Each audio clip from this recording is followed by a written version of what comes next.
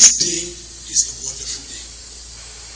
It's a wonderful day in the sense that we are celebrating fathers in our lives. We are celebrating fathers in this church.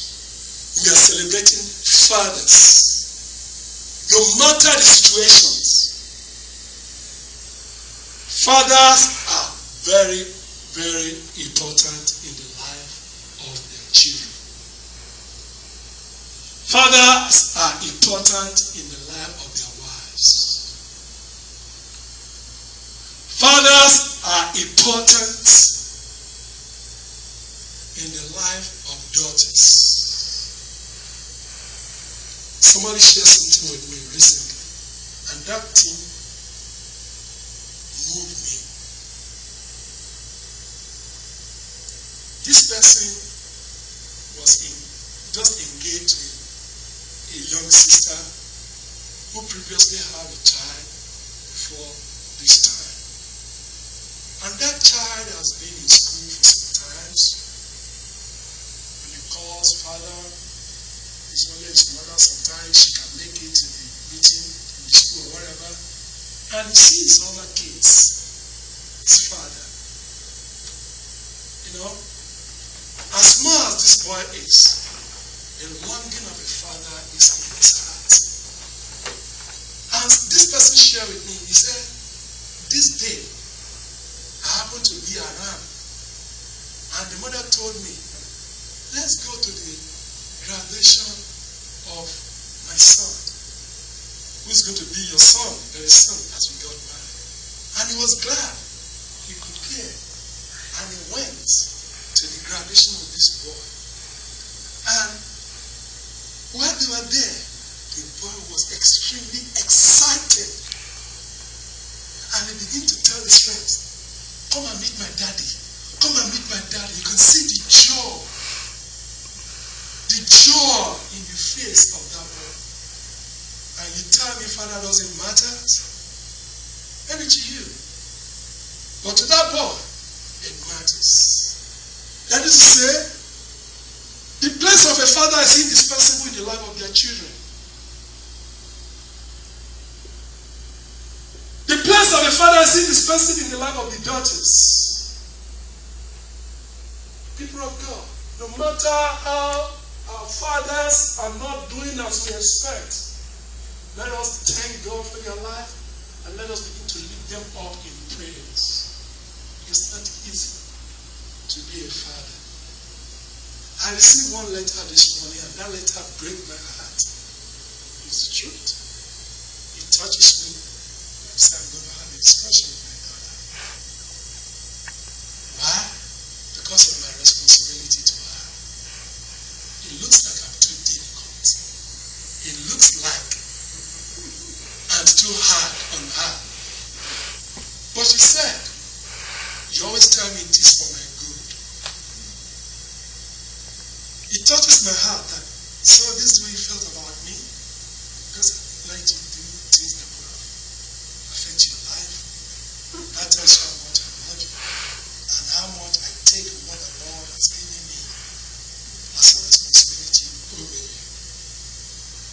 You expect me to allow you to go wide? No. We did not learn Christ in that way. I don't need that in your presence. And I'm not going to allow you to live such life, even if others are doing that. I have a responsibility to you, and I'm going to give account to him one day what I did with you both. You may not like it now, but remember, it's a part of love for you, and it's my responsibility. Like I said, the role of a father is not important. People of God, I want you to understand. Don't let us write any man up. Pray for them. Encourage them in those areas that we still believe in God for them.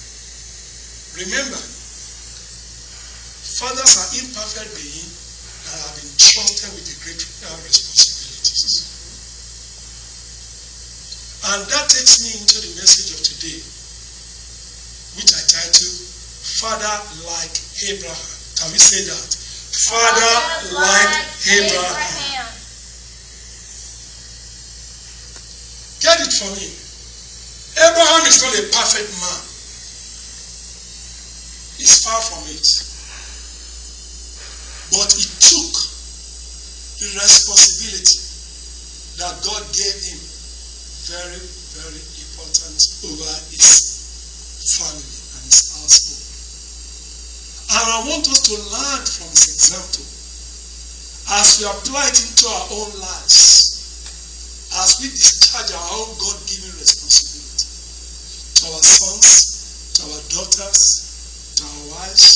Sometimes our wife look up to us like a father, and we have to understand this. And as a result of this, let us love them, care for them, protect them, be faithful to them, and be committed to them, even as we do to our own children as well. It's a great responsibility, but with God's help, you and I can do all things through Jesus Christ, who will strengthen us. God has not made us a father to fail us. God has made us a father to help us to be the blessed one that He wants us to be. We are not there yet, but it's a journey. God will see us through.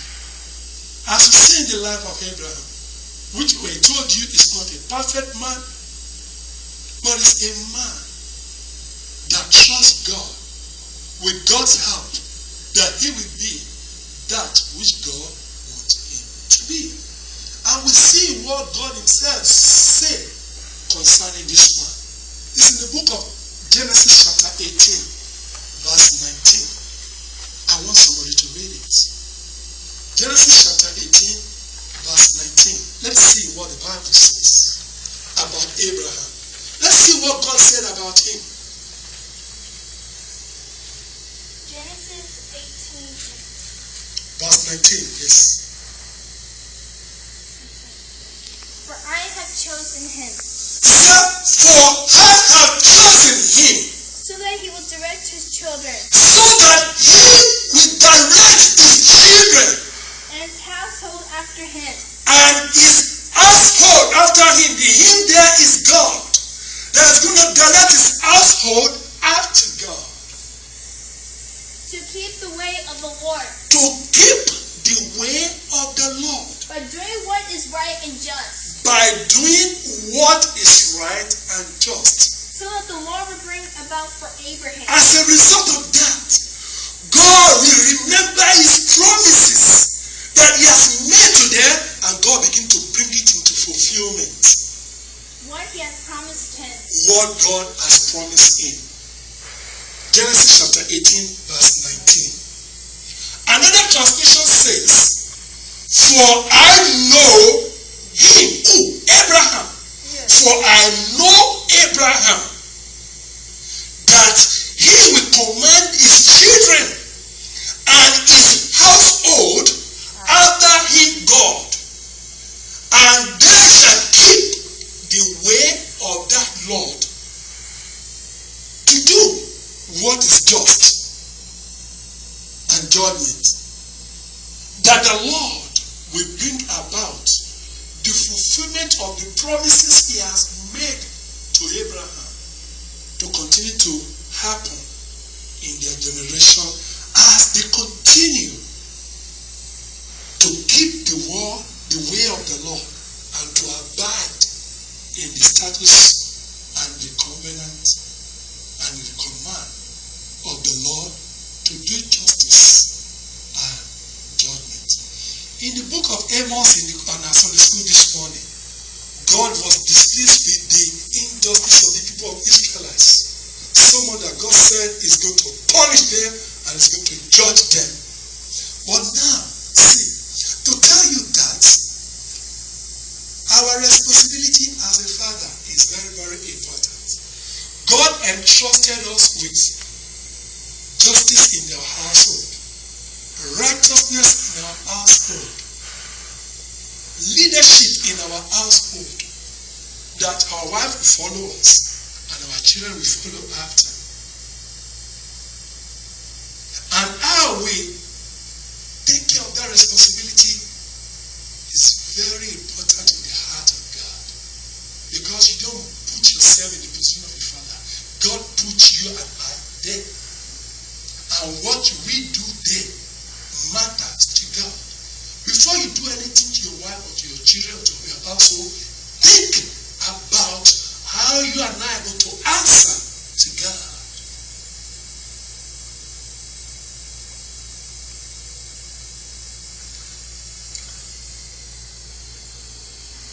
The Bible says, for I know him. I have known him to the end. That conveying the idea of purpose. The language expressing the idea that Abraham has been the object of divine foreknowledge and election. The later interpretation assigned as the reason of the divine communication and knowledge which Jehovah then possesses of Abraham.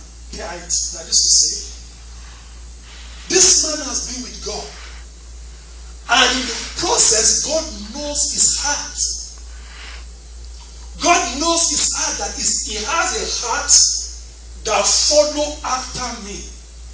And as a result of that heart, that is exactly what he's going to represent to his wife, to his children, and to everybody in his household.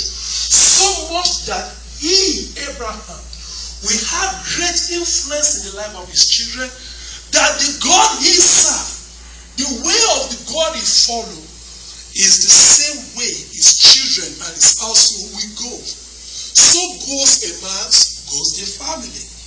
So goes the father, so goes the home. And that is the reason why we have to take this message very important. Father like Abraham. The Lord said, he will. It's an assurance word. He will. When you say somebody, I will, it's different from I may. I may is subject to yes or no. I may be there, I may not be there. But I will is the assurance. And that is exactly what God said about Abraham with reference to him commanding his children and his household after God, and to lead that example before them to do what is right and just. He said, he will, rather than he may, command his children and his household after him by parental authority as well by personal example. People of God, I want us to understand certain things. As fathers, we can tell our children anything that we want them to do. But if they don't see us living that example, they will not listen to us and they will not follow. But by the example of Abraham here, God said, I know him. He will not only show his children the way of the Lord and his household, he will lead it. And as a result of that, his children will follow the same way, because that's what they see their father doing. That is what they see their father doing, and that's what they're going to do. And that's the reason. The question is, which kind of example are we giving our children? Which kind of example are we giving our sons and our daughters? God said, I know Abraham. He will command his children and his household after me by his parental authority. You know, sometimes God gives us authority over our children as a parent. We tell them something. Another area is example. Are we? Because sometimes our parental authority conflicts with our example. if we want to use our parental authority as a father over our children, if they don't see that example or that thing we are asking them to do, it's just a matter of time. They are going to rebel. It's just a matter of time. When they are grown up to challenge what we are saying, you just walk away. You will not listen to you again.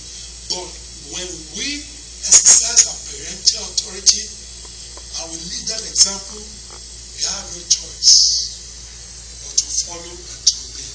Even if they are trying to act in disobedience, the Spirit of the living God will be dealing with their heart concerning what they are doing. And they will come back and ask for forgiveness for their actions and their attitude. And I want you to understand that. But as far as we are responsible as fathers, not only should we use our parental authority to lead and to direct our children, but also to show the example. We cannot be leading one way and be telling our children to follow another way. They will not follow us. They will not listen to us. You understand? And that's the reason why sometimes some children, they challenge their parents. They challenge parents. They challenge fathers. You understand? And I pray God will help us in the name of Jesus. And the Bible says, and they shall keep, rather than they may keep. God said, they shall keep it, because Abraham will lead the life before them, and they will keep it. It's not they may, if I like. Some children, they act like, if I like, I will do what you say. But I don't know, if I don't like, I will not do it. But when we lead that example before them, they have no choice. Because that's what they see all the time. And that's what they will follow. And I want us to understand that our fathership is much of an example that our children are seeing with us. Including me, pastor, that is talking to you. I can't be pastoring here when I'm doing something else at home. You will see it in the life of my children.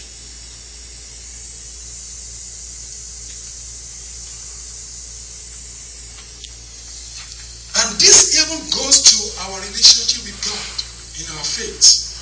If we don't take our faith very important, because the Bible makes us understand that He will show the children the way of the Lord. That's our faith. If we are not committed to our faith, it will be very difficult to carry our children along. I must be honest with you, as I always say. I didn't learn my faith with my father, and that's the truth. He's supposed to be the one to show that example, but he did not. It was my mother. I've been honest with you. It was my mother. It is her love for Jesus that made me to be committed to my Lord. I wouldn't have, because I did not see that with my daddy. But I want us as father today. You think your role didn't matter? It matters. If my mother has not stepped in, I don't know where I would have been today. It was our love for God that made me question whether God is true or not. And that led me to who I am today. I know that God for myself. I wouldn't have, if not because of the love of my mother that I saw. Ever since I know her to be my mother, she loved God. She's always committed to God. Everything about her is God. And that's what she wants us all to do. She takes much interest even in me. Why? I don't know. Right from my childhood, just like my dear sister at the back always take her son with her. That's where my mother always take me. Even my mother was in the choir. She made sure that I'm enrolled in the choir and do something just to get me there all the time. Do you know all those things have fashioned my life? I was a choir director before I become an evangelist, before I become a pastor. Every of those things I have gone through, being with my mom, have helped shape my life. What am I trying to tell you, people of God? Our roles as father matters. And that is it. If we do not take our faith very important, it will be very difficult to ask our children to follow in the same faith in the Lord. They will just take us like a phony. They will not take that faith very important. When they see us practicing that faith and living that faith committed to the Lord, you know what? Even if they are rebelling through their stuff, one day they will come back to Daniel and serve God. We have seen some children of ministers who have turned away from the Lord, but they came back. You remember Franklin Graham's? He turned against his father. He turned against his father, even though his father was a great evangelist. But the Lord met him because his father was true to his faith, and his father loved him. But at the time he rebelled. I'm just trying to tell you, possibly you have committed your faith truly, but it looks like your children are rebelling against that faith because of things that has happened in the past. You keep committed to the Lord. God had a way of speaking to the heart of those children to bring them back into the fold. I just want to encourage you with that. God said, I know Abraham, for he will show his children in the way of the Lord. That has got to do with their faith in the Jehovah God. And you and I can be received. Ephesians chapter 6 verse 4 told us something about his father. In spite of our parental authority over our children, God gave us a warning as fathers. What not to do. What does it say in Ephesians chapter 6 verse 4? Fathers, do not exasperate your children. Don't get your children mad. Instead, bring them up in the training and instruction. Bring them up in the training and in the instructions of the Lord. You can see, sometimes we can do that. We can use our parental authority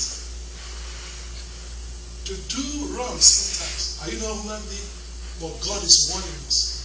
Say, though I have given you parental authority over these children, use that parental authority wisely.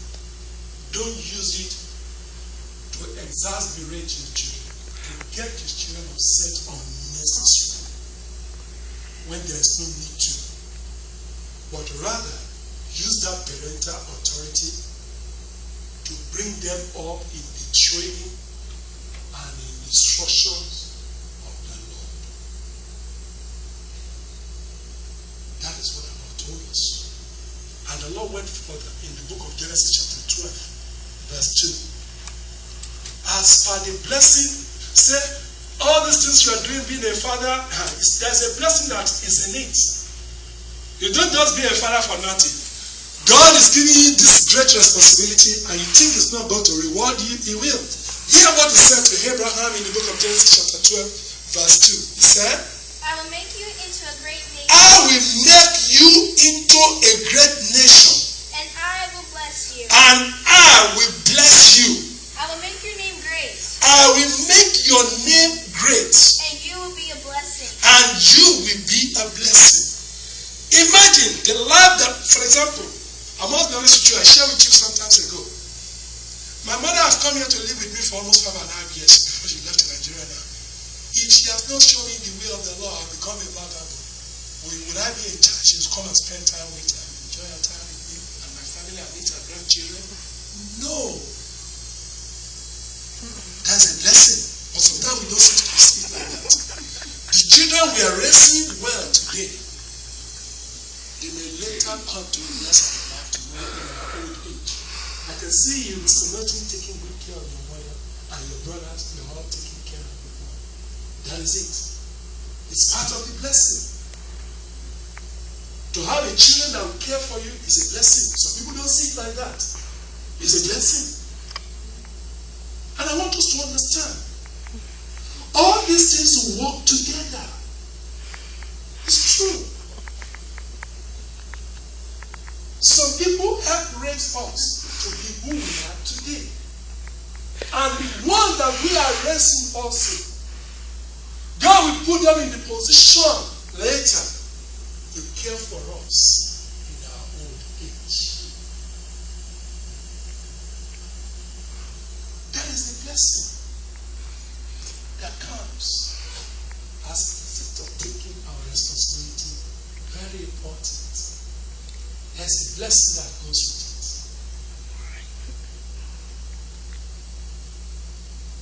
And the Bible says in the book of Genesis chapter 17, verse 9. It said, I'm going to read that. Take it. Genesis chapter 17, verse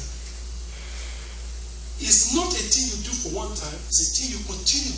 You continue. It's not a one time, it's a continual thing for the rest of our lives.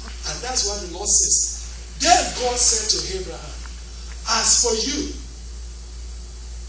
you must keep my covenant, you and your descendant after you, for the generation to come. That is to say, it should be a continuous thing to serve God, to commit your ways, to train your children in the way of the Lord, to follow after. It should be a continuous thing, not a one-time thing, but a continuous thing in our lives. And how does that reflect in the next generation? The Bible told us in the book of Genesis chapter 35 verse 2, it said, so the children of Abraham, hear what they said to their own children too. So, I want somebody to read that. I don't want to read that. Genesis chapter 35 verse 2. I want every one of us to be there because it's going to be the last one before I close. Now, read. So Jacob said to his So, take it gently. So, Jacob said unto his own household, that's best of what he has been taught, best of the way he's been raised, now he's passing it on to his own generation. What did he say to them? and to all who were with him, And to all who were with him, get rid of the foreign gods get rid of the foreign god you have with you, you have with you, and purify yourself, and purify yourself, and change your clothes. and change your clothes. Why? Because the God we are serving is a holy God. God cannot coexist with wrong stuff. Get rid of these things away from you. Because the God that we are serving is a holy God. And the Bible says, whoever that must carry the vessel of God must be holy. And he's calling his own people, just as his father have taught him about the way of Jehovah God, the Holy One of Israel.